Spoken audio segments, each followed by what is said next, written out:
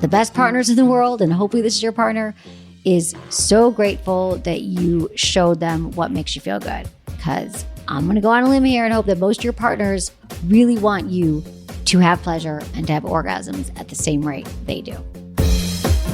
You're listening to Sex with Emily. I'm Dr. Emily, and I'm here to help you prioritize your pleasure and liberate the conversation around sex. All right, it's almost Valentine's Day. But listen, whether you're romantic or a cynic, there's one thing we can all benefit from on this holiday.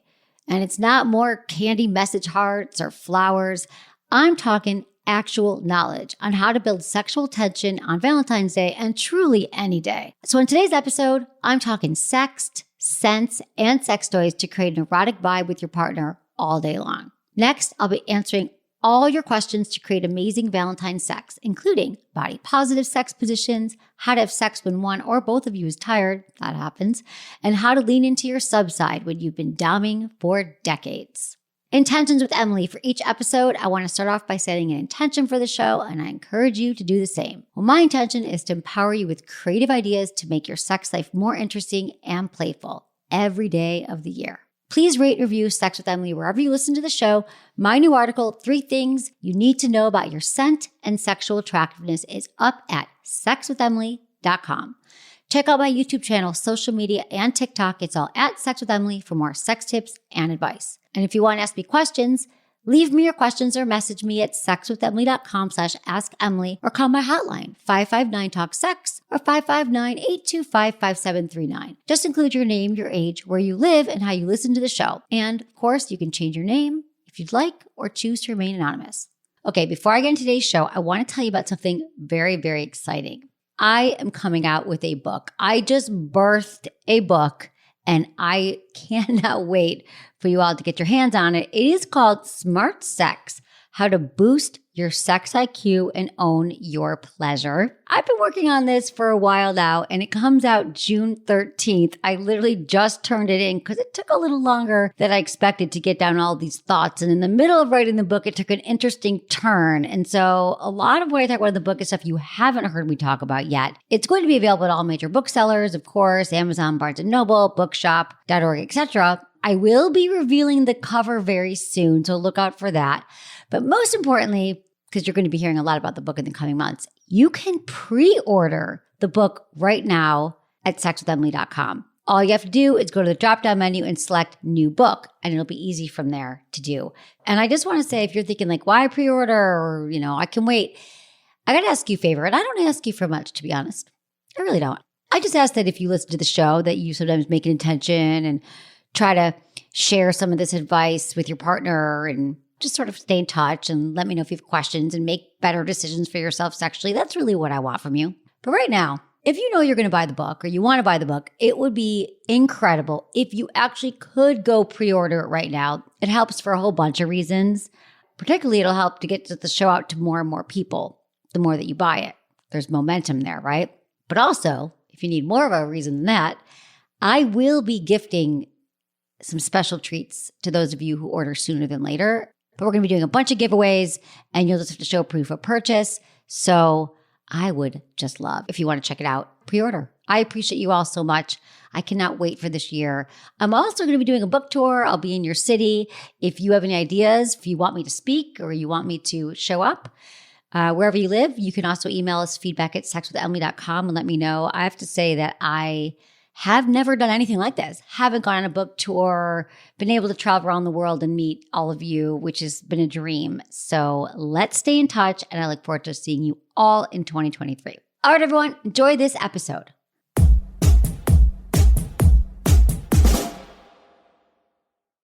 By now, you've probably heard my Magic Wand story. It's a brand that's been part of my personal journey for more than 20 years. But no matter how many times I sing Magic Wand's praises, I'll never be able to fully capture the story of this incredible brand. Well, now journalist and author Kate Sloan just completed a limited audio series documenting the history and impact that Magic Wand has created over the last 56 years. It's called Making Magic, and the series chronicles Magic Wand's incredible brand story through interviews with nearly 40 experts, performers, business owners, educators, and fans. So I got a sneak preview of this series, and what I loved is that Kate weaves together snippets from all their interviews into this amazing story arc. She covers Magic Wand's journey from appliance store massager to its legendary influence on culture and sexual independence, and it's all just fascinating. The first episodes of Making Magic are available now at makingmagicseries.com or on all popular podcast platforms. Just search for Making Magic or visit makingmagicseries.com today.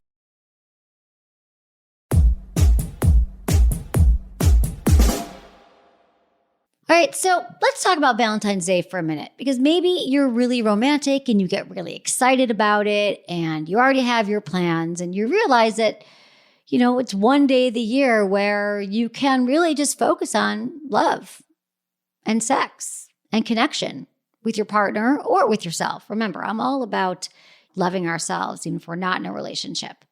But either way, I think there's one thing we can all agree on. When you are in a relationship, it's nice to have some swoony, sexy ideas in your back pocket, no matter what day it is, but especially with Valentine's Day. It's good to think about, what can I do that's different? And I'm going to be honest with you. Sometimes I need to get into my own ideas too. I think, what can I do right now to make it interesting? Because when was the last time you thought about your sex life and thought, I know we have sex and I know what's going to happen, but let me try to do one or two things that can just mix it up and do something different. So I wanted to give you some small, specific ways you and your partner can tease and flirt with each other, build that sexual tension, and just make your connection even more exciting. These will work for Valentine's Day, but listen, you can steal these tricks and use them any day you're craving fun sex and a little bit of variety. All right, let's start off with sexting, okay? Sexting, why I love sexting is because it's all about building tension throughout the day or throughout the week if you don't often see your partner or you're in a long-distance relationship. I think some people just think sexting, they go right to, it's about sex and it means I have to get on the phone with someone or have sex with them and it has to be very just sort of only sexual in nature in a way that a lot of people really aren't comfortable with. But again, I want to bring it back to, it's just flirty vibes. It's a low-lift way to say, hey, I'm thinking about you and I want to plant some sexy seeds until we see each other again. So few rules about sexting. Just remember, get their permission first. You can just say, is now a good time to tell you how hot you looked last night?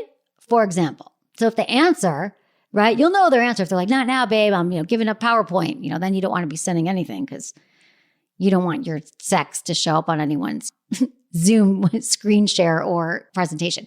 But you want to clear it first. So just be sure your partner's in the mindset. And this is important because sometimes we send a sext and then we don't hear back from our partner and we think, oh God, was it too much? And did I do something wrong? And oftentimes we're just not in the same mindset, right? But doesn't mean our partner doesn't appreciate it. You could also send them a visual sext. And I want to take this moment to announce a super cool collection I just created with this app called High Note. And maybe you haven't heard of them yet. They're a new app. They launched last year. It's totally free. But what I love about High Note is they basically elevate your text. So sometimes you're sending a text, you're like, oh God, I need an emoji for this, or I need a meme for this. And it still can seem just sort of. So anyway, I know the founder. I've known her for a long time, the creator of it. And she reached out to me last year. She's like, what about sexting? I was like, oh my God, I've always wanted to do sexting with Emily. So long story short, we just launched it and you just have to check it out on their app. We'll put it in the show notes. That's the easiest way. It's called High Note. This is another way to sext, basically. So you can send one of these images if you want. There's like 20 images and you'll see they're all customizable and they're just really cool. Like there's little tickets, like one says good for one quickie with me, right? You could send that. Then there's these really great lips, like lips kissing a napkin. There's a pair of black underwear, black panties, black boxers. You have to see this, you guys. There's like a vintage hotel room key. It says, let's get naked with a key. Just take a look at it and just see if it doesn't inspire you. I've been sending these to everyone I know. Even if don't want to sex with them, I think you'll like it. And you can choose just from one of these images and write whatever you want. So that's another tool in your sexting toolkit. So when you are sexting, you can share fantasy. You can say something like, I can't wait to, right? So plant a seed for something in the future. And if that feels intimidating, a really safe way to just send a sexy missive is talk about past sex that was really hot. Remember that picnic when we had sex outside? Think about it this way. When you think about the most memorable times you had sex with somebody, isn't it often a time where you were surprised or you didn't know the sex was going to happen? That's just a side note. I've noticed from many of you who report your top fantasies and things you remember the most, it's always sex that you didn't think was going to happen and it did, or it happened in a really unique and different way. So maybe you can think of some of those moments and sex that to your partner. And if you are feeling inspired, send a pic. Send a pic of yourself. Doesn't remember, you don't have to be fully nude. It can be a body part that you love. It could be your face and not your body, not your face. But sexting, like flirting, is a tease. So you don't have to show everything at once. Just something tasteful that, torso or cleavage, something that makes you feel good. And again, depends on your personal comfort level. And that's not at all a requirement. It's just wanted you to kind of think about sexting a little bit differently and how it's just another tool to enhance your arousal and connection. Let's talk about scent for a minute. Scent is also an important component to prepare for sex and build arousal. So for me, I have a habit of lighting incense in my house. When I come home, when someone's coming over, I have so many candles. I just like to have a scent going. It makes me feel relaxed. I think it could be really sexy to find good fragrances that essentially that make you feel good, that make your home smell good. And our scent, our own personal scent too, is sort of the unsung hero of your overall attractiveness. And so often we plan out how we're going to look. Does the house look good? Am I wearing something that makes me feel good? But think about it. Smell is so primal, and it's intimately connected to the regions of our brain that process memory and emotion. And maybe you've already got a fragrance that you love to wear, or maybe you adore your partner's natural scent. These are just ways to think about scent a little bit differently. So if you want to play with something fun, how about your pheromone levels? And I know you know about pheromones, but just to give you a little more context, it's a signaling molecule that animals, and we are animals, we naturally secrete, which can repel or attract potential mates. That's what a pheromone is. And in humans, our overall desirability and attractiveness is made up of a ton of factors, but we can definitely say that our pheromone level has the potential to deepen an existing attraction with their partner. And there's been a lot of studies that have shown that body odors can influence how someone perceives another person's attractiveness, their age, their health, and even elements of their personality. Scent can also influence people's self-confidence. So I've gone down the rabbit hole lately, and I've got really interested in scent. Previous studies focus a lot on attraction and mate selection, and usually these studies have focused solely on visual cues, like why am I attracted to this person? And it breaks it down into your facial structure. But there's other study that suggests that there's other factors, such as voice or scent, that are also important, really important, in determining one's attraction to another. All of these elements together paint a better picture of attraction. So as I've been kind of venturing into the scent world and pheromones, there's one company that I love, Eye of Love. They make these pheromone-infused fragrances that are really, really popular. And I'm telling you about them because they keep coming up by people I know and respect, and they're like wearing it. I'm like, you smell so good. So how you would play with this is you could dab a little bit on your skin before your date and just see what effect it has on your interactions. Just see like, oh, was there a different kind of attraction happening here? And you could totally use this on a date with a new partner or to build tension, with someone that you spend 24/7 with. Just test it out. We're always trying to find new ways to play. Am I right? And with Eye of Love, couples have found themselves reconnecting in a new way. Maybe you'll feel like you're back in the honeymoon phase. The thing about using something new like scent and playing with scent is that it can heighten those sensual moments, enjoying passionate kisses. And with something like this, you just need 1 or 2 sprays. They even have unscented. So if you're like, I don't want any scent, just try it out and see how this works for you. You can also pair it with the perfumes and colognes you already love.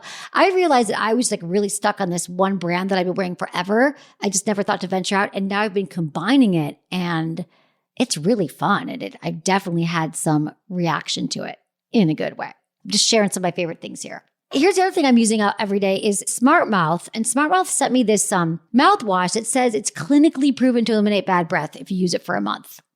And it definitely says eliminate within 24 hours if you use it 2 rinses a day. And so I love it because the bottle is so cool. There's 2 streams that come out, and it goes into a little lid at the top of the bottle. And I swish it around twice a day, and I feel like it's working. I feel like my breath feels fresh. I mean, let's be honest. So much about products is like how you use it and how good it feels. And to me, it's just a new ritual. I love that it goes into a cup and it's easy to swish around. I spit it out, and I feel like I love knowing that my breath is taken care of. You might like Smart Mouth too. You could check that out. Don't let bad breath spoil your Valentine's Day, all right? Finally, you've been preparing all day, and now you want to spice it up in the bedroom. What do you want to do? toys in the bedroom. So I recently put out a tweet and a ton of you responded to. It said, normalize using sex toys during sex to help both parties orgasm. I mean, to me, this is crucial. If you've never used a couples toy before, the world is your oyster. There are more and more toys every day. We get sent toys every day here at Sex with Emily to try out, and they're really good options. I'd say a lot of them are made with body-safe materials. So many new products on the market that are made for all different body parts and all different kinds of people, which I love. And you've got so many options. And mutual masturbation is also incredibly hot. Again, I don't want sex to be so centered on penis goes in vagina. Mutual masturbating with a partner is awesome, a great way to spice up your evening. You're both going to get off, have orgasms, and probably learn something about your partner by watching how they masturbate. And if you're a vulva owner, maybe you're sleeping with a penis owner, I love the Soraya Wave by Lalo. So it's a luxurious rabbit vibe. It offers super powerful vibrations for clitoral stimulation and then a pulsating arm for deeply satisfying G-spot sensations. So we also call these dual stim vibes if you want to play around with your internal orgasms. I think this is a great one to start with. It has 8 settings, long lasting, it's waterproof. And I know you might be thinking, well, if I'm sleeping with a penis, why would I bust this toy out during partner sex? Well, listen. Penis sex can feel great, but doesn't necessarily vibrate. For those of you who are able to orgasm on your own, but not with a partner, taking out a toy during partner play that you already know that you're comfortable with to use that with a partner and show them how you use it on yourself is a really intimate and sexy and hot thing to share with a partner. And I'm telling you, the best partners in the world, and hopefully this is your partner, is so grateful that you showed them what makes you feel good. Because I'm going to go on a limb here and hope that most of your partners really want you to have pleasure and to have orgasms at the same rate they do. And also, everything I'm talking about now, you can find in the show notes. And for Lalo, if you use code Emily at checkout, you get 25% off all Lalo products. For I Have Love, you can also get 15% off site-wide with the code Emily. All right, these are some quick ideas to help you up-level your Valentine's Day or truly any day. Let's take a quick break, and when we come back, I'll answer all your Valentine's Day questions.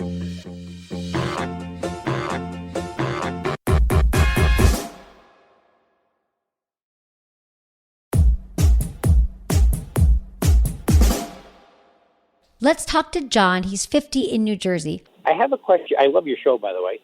Thank you. I have a question. I want to know, what makes a guy want to be dominated by a woman? I've always been more, I don't want to say alpha, but always more in charge and stuff like that. But lately it's I want more, I like when she's more dominant. John, it's just really a matter of preference and variety. And I think that if you've always been dominant in the bedroom, that it would make sense that you're I just kind of want to let go and have someone dominate me. It's just really just about experiencing it, wanting to let go, wanting to feel that you are so, desired. That's part of it. Although the submissive actually has more of the power in these relationships. But I don't know, you tell me, is it something that you've never felt before and now you're thinking, tell me how it feels to you. It's more she's very playful, extremely playful. So there's times she'll pretend she's going to go down on me and then won't. And then deny it for, I don't know, a week or so. And it's frustrating, but it's hot, So it is hot. Oh, that's what your orgasm denial. Yes. So hot. So, stuff like that. It just... I get what you're saying.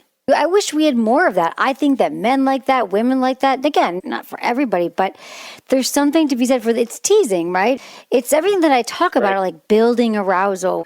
Your partner slowly moves their hand up their thigh, but they don't quite go there. Or she goes close to your penis, but then pulls away, or just licks it for a second and then goes back. Kind of checks all the boxes because it's kind of spontaneous. It's variety. It's something new. And it's sort of like what we talk about edging, when you're sort of the practice of edging, which is something that all genders can do when you're getting close to orgasm and then you stop and then you're building towards it and it stops. And what happens is when you sort of delay ejaculation, the longer you delay it and you tease each other, the larger, more intense orgasms you can have as well. It's savoring the arousal. Yeah, it's just very hot. We have a very happy life. We've been together for a long time. It just lately, I don't know. She's so playful. She's so beautiful. I love taking care of her first. I always have to make sure she's taken care of first. So. Oh, that's what it is, John. Were you wondering, like, why? Did you think it was, like, odd or something? Or you're just, that, I mean, I just wondered why all of a sudden now it would be like, I like kind of her in charge. And I was just wondering why. Wait, how long have you been together? Almost 30 years. 30 years. Oh, yeah. You are my hero, John, because it changes over time, because you're like, I've been dominant for 30 years. Hey, this is something new and different. We've never done the delay orgasm. That feels really good. I think that we're also relieved when we're with a partner, we can continue to innovate and keep it hot, which is, I think that's my goal in a long-term relationship, but to be able to like prioritize what you both want in a relationship. And I think most couples would love to be where you're at, to say, wow, after 30 years, our sex life just keeps getting hotter because we are both open to exploring and trying new things. So why? Just because it was different. It was interesting. She'd never done that before. Okay. All that stuff. I don't think it means anything psychological or there's anything wrong with you, I was frustrated, but so turned on. I was like, whoa. I was like, Well, that's the thing. Yeah, it was like that mixed emotions, They're so closely related, that sort of frustration and the hot, just like pleasure and pain are so closely related in that way. It's all intense emotions, right? It's sort of just like, the edging, and it's just something different. It's like all your hormones, everything's getting aroused and they stop. So it's frustrating but hot because you're going to come eventually, but only she can let you know when. Yeah, it's fun to role play too. I mean, maybe there's some other things you could do with it. Maybe you could build it out now that you like it. You could talk about other ways to do it and how to expand upon it. Okay. Get some toys. She could tease you with it. Of course. Thanks for calling. Appreciate you.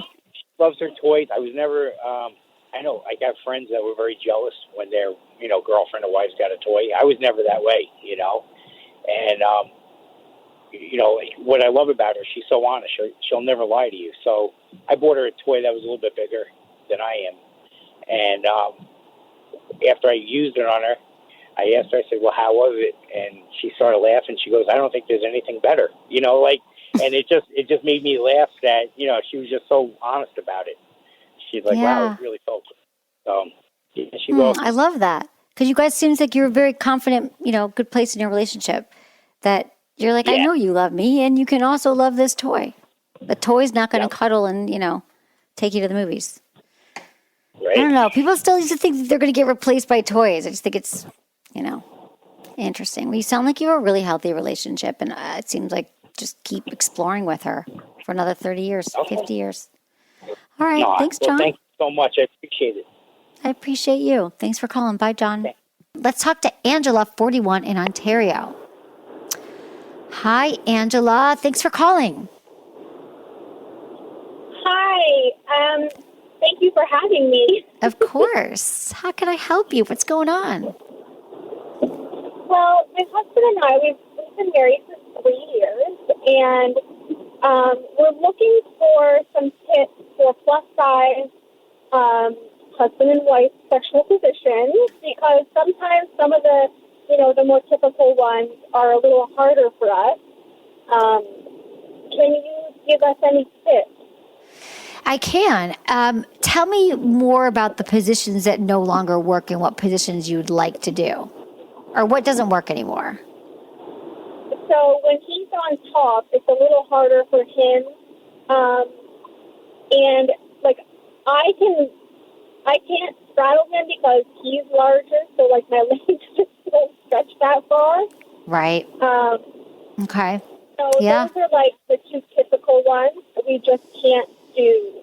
Okay, well, the first thing I would suggest is there's a lot of great standing positions that could work for this. So you could be lying on the bed, and then he could be standing, and you're coming off of the bed, right? Does that make sense? Yeah. So you're kind of butt is towards the end of the bed, so he can still penetrate you that way. You could also do something where you're you could also do it so your legs can be spread open, or you could have one kind of scissored. You could play with different positions. So that works. There's something called a sex in a sling or a swing. It's by Sport Sheets. I'd forgotten about this. Sport Sheets is a company that makes the Super Sex Sling. You could also hold it and you could be like holding, it's kind of really fun, a sex sling. I should get mine out. It hangs from the ceiling, or the one that goes to the door, and then you could be elevated and he could be like picking you up, and you could just be like against the door and he could be holding you, but then he doesn't have to be like holding you the whole time, so it's uncomfortable, but you still get like the leverage from the door swing. I like a lot of the edging positions. You could also do doggy style with you on the bed and him off the bed, right? So you could still be on your knees and he could be coming up from behind you. Now, if you want to be on top, let me tell you about an excellent book that my very dear friend wrote, Elle Chase. It's called Curvy Girl Sex. And it's a wonderful book. It's got great pictures in it, and it's illustrations, all these positions that kind of work for this. So for you being on top, I'm just trying to think of, he could be, using the couch is a really interesting way to kind of play with this stuff. Like if he's laying on the couch, you could be like, how the couch can kind of give you like leverage a little bit different. I love sex on the couch because there's like a different leverage. Like you could use the sofa cushions to kind of give you some leverage. You could also use pillows underneath you. So it can kind of like elevate your knees a little bit, but you're still able to get out his penis. So there's also some sex furniture that could elevate your knees. Like I said, it sounds like the problem is you can't get your body all around him, right? Right. So I would try that as well. Just don't go any further. Exactly. So if you have something, there's something called Liberator is a company that makes these foam wedges. Sometimes we just need to be elevated in different positions, and it just can change a position completely. No matter what just to mix it up. It can kind of elevate your pelvic floor so you can experience things more deeply. So, is that helpful? Thank you so much. You're so welcome. Let me know how it goes, Angela. Scott asked, 45 in Iowa, he's trying to spice up his marriage. How to get your partner in the mood when they're tired? Oh, Scott, that's a great question. How do you get your partner in the mood when they're tired? Well, this has to do with a lot of things. If they're always tired, and it's a pattern of your partner being tired and you're not having sex, that's going to take a little bit of planning. And perhaps if you've been noticing that your partner keeps, pushing you off or saying they're tired, then you got to start thinking, well, maybe I should set my alarm 10 minutes earlier in the morning so we can have sex. Maybe I should find out if there's something I could do to get them in the mood. But if you want to spice up your marriage, I do have a few good tips for you. We also have a great blog on the site, which is at sexwithemily.com, about scheduling sex. Now, when I first heard about scheduling sex in my sex school training, I thought that is the worst idea I've ever heard. First of all, I hate schedules. I don't like planning. And then if I see sex on the schedule, like if my calendar said like, you have a Zoom call from 11 to 12, then you're talking to your accountant, then you got to pick up the dry cleaning, and then at 5 o'clock you're having sex, I'd be like, ugh, I would just lump all that into all the shit I don't want to do. However, if you look at scheduling sex this way, when you're in a relationship with somebody and you can't quite find space and time where you're both in the mood, when you schedule sex, it takes all the guesswork out, all the rejection out. You no longer feel like, because a lot of times when we keep making advances to our partner and they reject us, we start to feel really bad about ourselves. We start to think that we're no longer attractive to them, and then we stop trying, and then that becomes a problem. But when you schedule sex, you just say, okay, Saturday night is our night, and we're going to look forward to it. We're going to talk about the kind of sex we're going to have. We're going to go on a date, and then we're going to get all the toys charged. We're going to put the lube out. We're going to give each other sensual massages, and then sex is going to happen. I know when I have time to think about sex happening, I'm much in a better place when I'm like, okay, it's happening. I have shaved or done my things I need to do. I'm wearing underwear that I feel cute in. I've got my room's clean. All the things that spontaneous sex is great too. But if you're with somebody for a while, you're like, yeah, I want to know what's happening, or at any time. Especially if it's become stressful when your partner pulls up the driveway and you're like, oh shit, partner's home, they're going to want to have sex. And then you run upstairs and, fall asleep, which I think a lot of us have employed this avoidance tactic to not have sex. And that creates so many other problems. So scheduling sex is awesome. I know that it can be so difficult to be motivated to have sex, but the thing is, sex begets sex. So, we're responsible for our own sex drive, responsible for our own conditioning and our own motivation, the truth is. And sometimes we need a little bit of emotional motivation. Like we need to think like, okay, sex begets sex. Then maybe I should start to masturbate again because I haven't in a while. And once I do that, the result of that will be, well, wow, I'll have an incredible orgasm, which we all know is really good for us, good for our health, good for our immune system. So there's that. Also, it's like, once you know that, okay, so I'm going to continue to masturbate, and then you'll be think sex will be more top of mind. Our brain is the largest sex organ, so we really want to keep our own pilot lights, and how do we keep ourselves engaged? But also, you can think to yourself, some people need like an emotional motivation, like we need something. What's my reward going to be? Well, if your reward is going to be more connected with your partner, because you know how you feel when you have sex and it feels great, maybe it's like, oh, good, now I have something to look forward to. I have something to look forward to, and I can think ahead and think about, the sex we're going to have. Because actually, the more that we think about sex and we get creative about it and we start to do our own research, maybe we read some erotica or listen to erotica, or we think about things that have turned us on before or things we want to do, that's all part of the motivation you need for sex and getting yourself in the mood. I love sex toys. You know that? Toys are a great way to instantly, I don't know, for me, okay. And I know for many of you, I might not even be in the mood to masturbate, but sometimes even I have to think about it because I'm like, okay, I haven't in a while. And the second I hear my toy, I'm like, yes, I am in. It's the same thing as going to the gym in the morning. Like the hardest thing is getting on your shoes. Then you tie your shoes and you're out the door. You're like, I did it. Same thing goes for it. So it could be using sex toys. Oral sex is really hot. I'm so into erotic massages. I'm telling you, I love massage candles. If you haven't used a massage candle, they are incredible. Not messy. They're not like waxy or hot. They're actually, the ones that I love are coconut oil and soybean oil, and you light the candle and then you wait a few minutes or 20 minutes, doesn't matter how long you wait, and you blow it out. And then you take this warm, luxurious oil and you pour it on your partner's body. And then you can like rub on them and your whole body smells amazing, and it becomes like this body lube. And it like instantly makes everything feel good. It's warm. It smells great. You're lubed up. So I think what a lot of couples need, to go back to Scott's question, is how do you spice it up? How you spice it up is you try something different. The reason why you want to spice it up is because you're probably bored and you fall into the same old sex routine. Most couples, what they're craving is variety, and they're craving spontaneity. And how you get the variety and the novelty. It's actually novelty, variety, and spontaneity are the three things that we crave most in long-term relationships. So, spontaneity would be like, surprising your partner with a massage or a meal or something that would make them feel good, right? Variety could literally just be using lube. If you're doing something different, mix up your sex moves. If you are always having sex on top, then have sex on the bottom.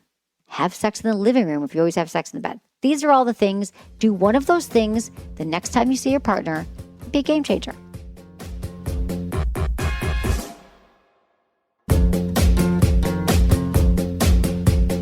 That's it for today's episode. See you on Tuesday. Thanks for listening to Sex with Emily. Be sure to like, subscribe, and give us a review wherever you listen to the podcast, and share this with a friend or partner. You can find me on YouTube, Instagram, Facebook, and Twitter at Sex with Emily. Oh, I've been told I give really good email. So sign up at sexwithemily.com. And while you're there, check out my free guides and articles for more ways to prioritize your pleasure.